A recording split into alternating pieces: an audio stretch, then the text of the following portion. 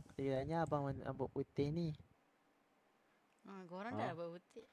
Oh, San. Oh, San. Kenal siapa? Kenal saya ke? Tak kan? Oh, kakak saya kenal. Damn. Abang ni lah yang famous tu. Famous kat mana? Famous Damn dekat... bro. Kat mana Kak Damn. Julie? Tak tahu, Kak tak tahu. Kau mana? Kak buat apa tak tahu?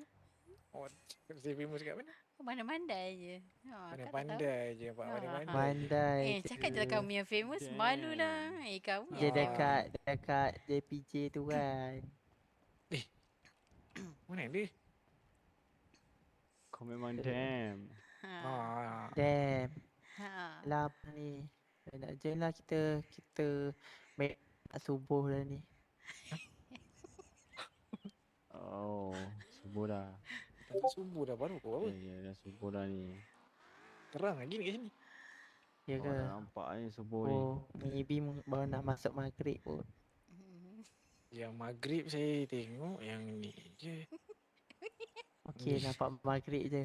Okey, dah jom. Tak apa. Kalau macam tu memang betul lah Abang dia dah memang lah maghrib. kan? Sini. Kenapa? Nak kerja AB Food macam mana bang?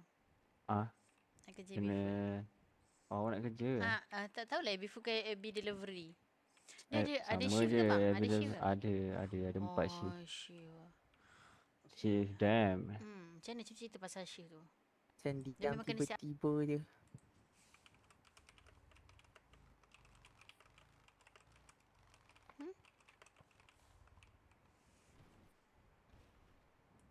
Yo?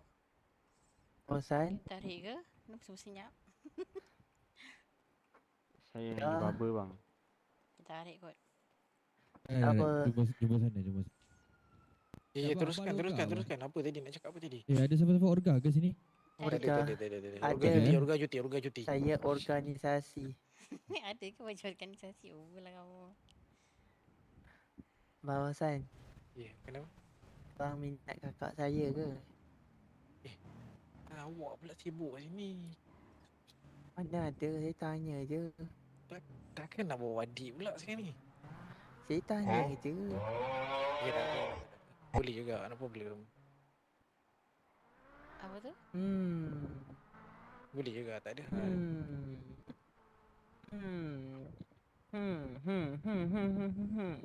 Macam apa Ni ni? abang. Okey abang, saya nak beritahu ya. Saya nak beritahu abang sesuatu. Apakah dengan betul-betul? Bang, tahu tak sebenarnya saya Buang kes. Betul lah dia ni. Dia keluar macam tu je. Dia buang kes nama tu. Jom nak kan? Tak tahu tak? Mana saya tahu? Kita pergi kedai burger sekejap. Saya pun Boleh. dah nak